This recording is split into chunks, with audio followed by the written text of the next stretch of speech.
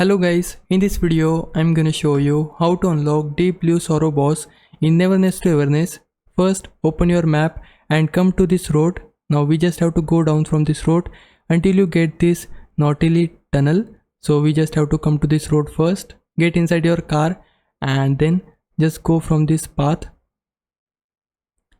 Keep driving forward until you reach the tunnel. Now get inside this tunnel once you see it.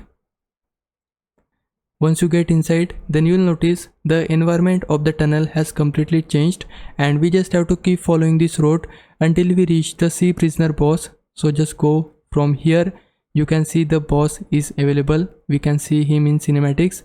Then the environment will be very overwhelming. We just have to go from this river kind of thing, and then at the end of this sequence you will see that the boss has spawned, and in order to fight him we just have to go toward him, and then the sea prisoner boss will be available to fight. The boss can be difficult to fight, that's why make sure to upgrade your characters to at least level 30, then you will be able to defeat this boss much easily. So this is the process. Hope this helps. If it did, please like this video and subscribe my channel. For now, thanks for watching. Bye bye.